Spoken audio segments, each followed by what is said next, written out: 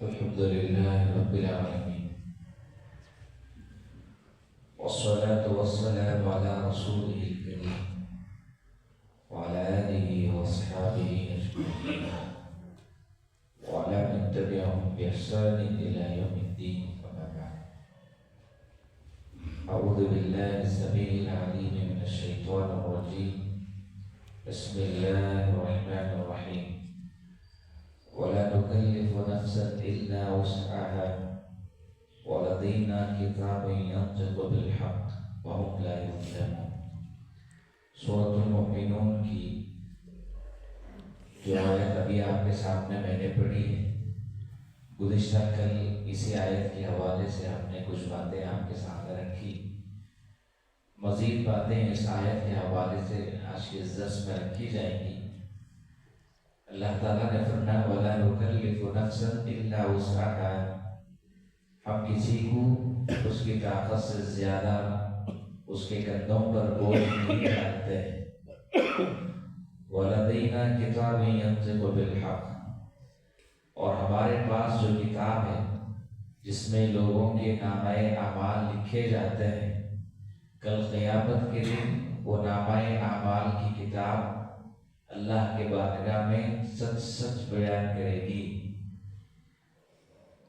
وَهُمْ لَا يُظْلَمُونَ، اور ہم کسی پر ذرہ برابر بھی ظلم نہیں کریں گے.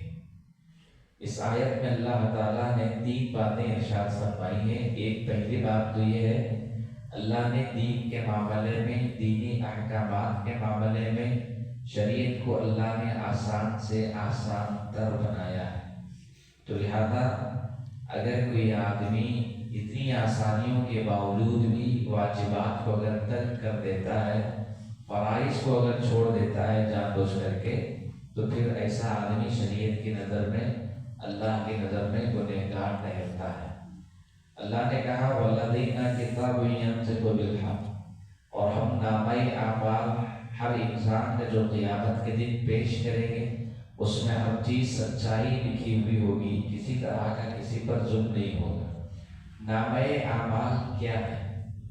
نامۂ اعمال سے مراد انسان کی وہ کتاب ہے جس میں فرشتے انسان کی ہر اچھائی، ہر برائی، ہر نیکی، ہر بدی، ہر گناہ، ہر نافرمانی کو لکھتے ہیں.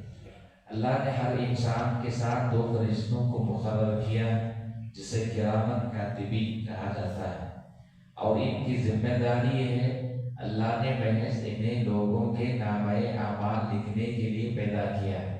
ایک بات یہاں یہ بھی آپ کو معلوم ہونی چاہیے، اللہ نے اپنی مختلف مخلوقات پیدا کیے ہیں. انسان یہ اللہ کی ایک عظیم مخلوق ہے، جنات یہ اللہ کی ایک مخلوق ہے، مگر اللہ کی ایک اور عظیم مخلوق ہے جنہیں ہمیں فرشتے کہتے ہیں، اور فرشتوں کو اللہ نے نور سے بنایا ہے. یہ وہ نورانی مخلوق ہے جنہیں اللہ نے ہمیشہ اس کی تسبیح، اس کی تحلیل، اس کی عبادت، اس کی حمد و ثنا کے لیے ہی پیدا کیا. اللہ نے مختلف فرشتوں کو مختلف ذمہ داریوں کے تحت بنایا ہے. بعض فرشتے ایسے ہیں جنہیں اللہ نے محض اس لیے بنایا ہے کہ وہ انسانوں کی روح کو قبض کرتے ہیں، جنہیں ملک الموت کہا جاتا ہے. اور ملک الموت کے علاوہ اور بھی بعض فرشتے ہیں جو صرف اسی لیے مختص ہیں کہ وہ لوگوں کی روحوں کو نکالتے ہیں. بعض فرشتوں کو اللہ نے قبر کے لیے مقرر کیا ہے، وہ باقاعدہ قبر میں انسان کی برزخی زندگی میں آتے ہیں، سوالات کرتے ہیں اور اس سے جوابات لیے جاتے ہیں. تو یہ برزخی زندگی کے لیے اللہ نے بعض فرشتوں کو مختص کیا ہے. بعض ایسے فرشتے ہیں جنہیں اللہ نے اس لیے مقرر کیا ہے کہ وہ صرف بندوں کے نامۂ اعمال لکھتے ہیں. نامۂ اعمال سے مراد وہ کتاب ہے جس میں انسان کی ہر چھوٹی بڑی نیکی، گناہ، ہر چیزیں لکھی جاتی ہیں.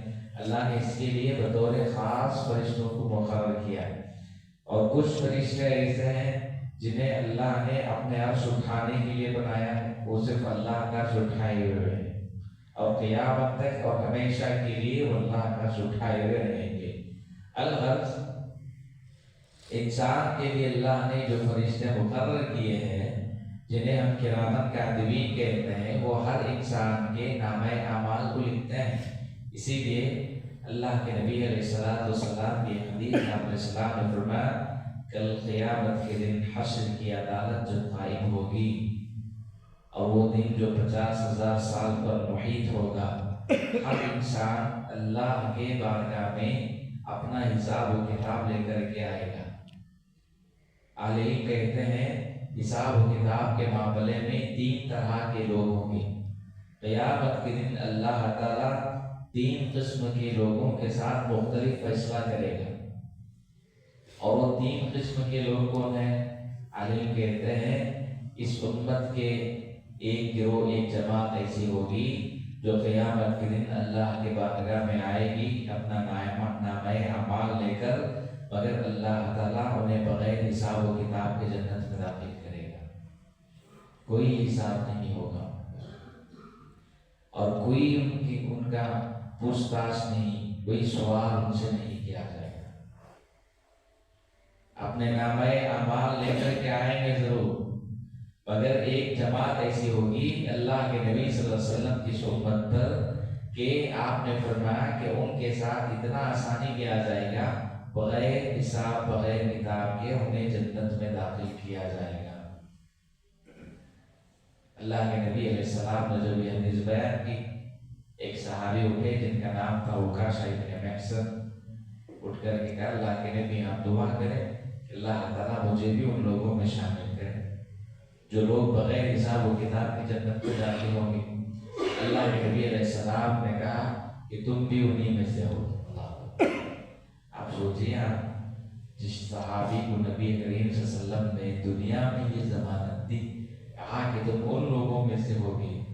آدم علیہ السلام سے لے کر کے قیامت تک جتنے لوگ آئیں گے ان لوگوں میں سے، وہ انسانیت میں سے ایک صحابی عکاشہ ابن محصن جن کو اللہ کے نبی نے دنیا میں بھی ضمانت دی، بشارت دی، تو وہ شخص ہوگے جو بغیر حساب کتاب کی جنت میں داخل ہوں گے۔ اس وقت خوشی کا کیا عالم ہوگا؟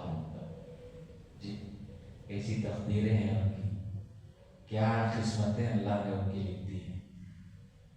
اس کے باوجود بھی صحابہ کتنے ڈرتے تھے، جانتے ہیں نیکیاں قبول ہو رہے ہیں نہیں ہو رہے، اس بات کی اتنی فکر ہوتی تھی ہم صحابہ کو کہ ہم سوچ بھی نہیں سکتے، اور ہم بے فکر، ہم بے فکر۔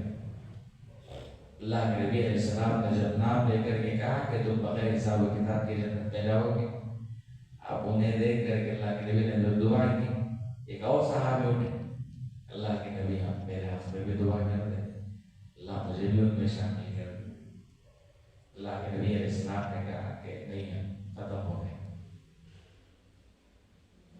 اللہ کے نبی علیہ السلام نے ایک اور حدیث میں آپ نے فرمایا کہ میری امت کے 70,000 لوگ بغیر حساب و کتاب کے جنت میں جائیں گے۔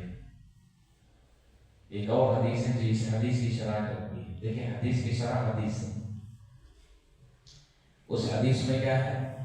آپ نے فرمایا ایک حدیث میں 70,000 لوگ بغیر حساب و کتاب کے جنت میں جائیں گے،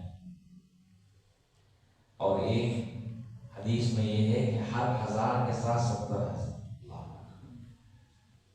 ہر 1000 کے ساتھ 70,000 لوگ ایسے ہوں گے جو اس امت میں بغیر حساب و کتاب کے جنت میں داخل ہوں گے۔ کتنی بڑی بشارت! اسی لیے اللہ سے دعا مانگے کہ اللہ تعالیٰ ان لوگوں میں ہمیں بھی شامل کرے۔ اللہ کے نبی علیہ السلام نے کہا کہ یہ پہلی جماعت ہوگی، پہلا گروہ ہوگا جنہیں بغیر حساب کتاب کی جنت میں داخل ہوگا۔ ایک اور طبقہ ہوگا جو اپنا نامہ اعمال لے کر اللہ کی بارگاہ میں ہوگا، اللہ ان کے ساتھ اتنی آسانی کرے گا کہ ان کے حساب و کتاب میں اللہ تعالیٰ درگزر کا معاملہ کرے گا۔ وہ آئیں گے نیکیاں لے کر کے، اللہ کہے گا کہ چلے جاؤ، ہم نے تمہارے ساتھ آسانی کی، ہم نے تمہارے ساتھ آسانی ہے۔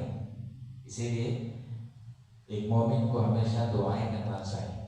اللہ کے نبی علیہ السلام نے ایک دعا بطور خاص سکھائی ہے، اللہ حاسبنی حسابی یسیرا، اللہ تو قیامت کے دن میرے حساب و کتاب کو آسان کر۔ ایک یہ ہوں گے کہ جو بغیر حساب کی جنت میں جائیں، کچھ لوگ ایسے ہوں گے اس امت کے کہ اللہ ان کے ساتھ آسانی کا معاملہ کرے گا، درگزر چلے جاؤ، جاؤ اپنے تک چھوڑ دیا، معاف کر.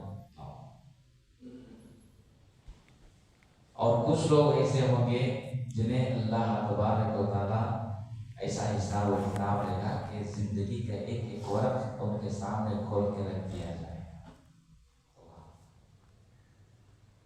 اسی لیے اللہ حضرت عائشہ رضی اللہ تعالیٰ عنہ کی حدیث سے آپ علیہ الصلوۃ والسلام نے فرمایا، آپ علیہ السلام کے بارے میں بتایا کہ اللہ کے نبی علیہ السلام جب یہ دعا پڑھتے اللہ حاسب کی حساب میں یسیرا، اللہ کے حساب کو تو آسان کر دے، میرے حساب کو آسان کر دے.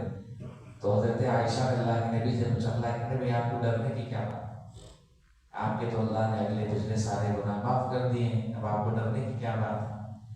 اللہ کے نبی علیہ السلام نے کہا کہ اگر قیامت کے دن اللہ تعالیٰ اگر کہہ دے جاؤ میں تمہارے حساب کتاب کو آسان کر دیا، درگزر کر دیا ہے تمہارے گناہوں کو، غلطیوں کو، آپ نے فرمایا سمجھ لو کامیاب ہو. اور جس آدمی کو اللہ نے کہا کہ ہم تمہارا حساب لیں گے، اللہ کے نبی نے فرمایا وہ آدمی ہلاک ہو جائے گا، تباہ ہو جائے گا.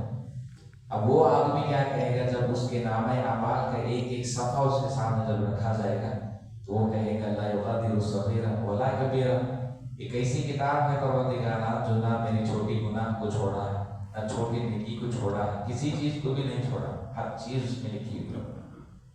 انسان اس وقت اتنی بغاوت پر اترے گا کہ اللہ فرشتوں کی گواہی کو انکار کر دے. تب اللہ نے ایک اور آیت نازل فرمائی جس میں اللہ نے کہا کہ جب بندہ اپنی زبان سے کہے گا کہ میں اس نامہ اعمال کو نہیں مانتا، اللہ کہے گا کہ ہم اس وقت اس کی زبان بند کریں. اب ہم اس کے جسم کے اعضاء کو زبان دیں، اس کے ہاتھ بات کریں، اس کے ہاتھ بات کریں، اس کی آنکھیں بات کریں گی، اس کے کان بات کریں گی، اس کے جسم کا چمڑا بات کرے گا. اس کے قرآن مجید میں بڑی تفصیل سے اللہ نے آیت بیان کی. اسی لیے اپنے نامہ اعمال میں کثرت سے استغفار کا اہتمام کریں. اللہ کے نبی علیہ السلام نے یہاں تک کہا طوبیٰ لمن وجد فی صحیفۃ استغفار کثیرا، اس آدمی کے لیے بشارت ہے جس کے نامہ اعمال کے ہر صفحے استغفار لکھا ہو. آپ سوچیے قیامت کے دن اس کا پیش بٹا جائے گا اور اس میں لکھا ہوگا استغفر اللہ، اللہ مجھے معاف کر دے، معاف کر دے. جی اس کے نامہ اعمال میں جتنا زیادہ استغفار ہوگا اتنا ہی زیادہ اللہ اس کے ساتھ آسانی کرے گا. اور جب بندہ دیکھے گا رب العالمین کے بارگاہ میں نامہ اعمال میں استغفر اللہ ہر پیج پہ لکھا ہے، اب سوچیے اللہ تعالیٰ کتنا رحم کرنے والا مہربان ہے، تو اس کے ساتھ اللہ کتنی آسانی کرے. اسی لیے کثرت سے استغفار کا اہتمام کریں. یہ استغفار بندے کے نامہ اعمال میں آسانی کرتا ہے. اللہ سے دعا ہے کہ اللہ تعالیٰ ہم سب کو نیک اعمال کی توفیق عطا فرمائے.